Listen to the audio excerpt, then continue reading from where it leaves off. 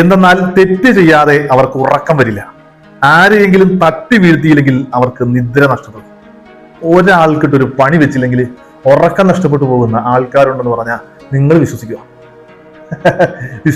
വിശ്വസിക്കണം. ചിലപ്പോൾ നമ്മളും അങ്ങനത്തെ ആളുകളായിട്ട് മാറി പോകാറുണ്ട്. എല്ലാവരെയും കുറിച്ചല്ല കേട്ടാ, ചില ആളുകളെ കുറിച്ചൊന്ന് എഴുന്നേറ്റ് നിന്ന് കുറ്റം പറഞ്ഞില്ലെങ്കിൽ അന്നത്തെ ദിവസം ഒരു സുഖവും ഇല്ലാത്ത രീതിയിലുള്ള ഒരു സ്വഭാവം.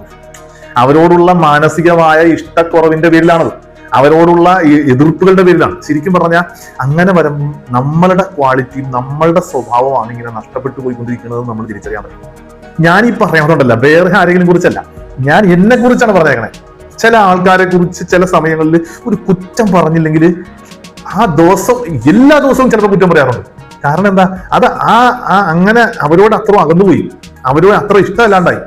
പക്ഷേ ഞാൻ ഇങ്ങനെ ഈ കുറ്റം പറഞ്ഞുകൊണ്ടിരിക്കുമ്പോൾ എന്റെ ക്വാളിറ്റി, എന്റെ സ്വഭാവം എനിക്ക് നഷ്ടപ്പെടുന്നത് ഞാൻ തിരിച്ചറിയണം. അവരുടെ സ്വഭാവം എന്തു ആയിക്കോട്ടെ, കുറ്റം പറഞ്ഞില്ലെങ്കിൽ ഒരു സുഖമില്ല എന്ന് പറയണവർ ഈ കാര്യം ഒന്ന് ചിന്തിച്ചു നോക്കും. ഈശോ നമ്മളെ സമൃദ്ധമായിട്ട് അനുഗ്രഹിക്കും.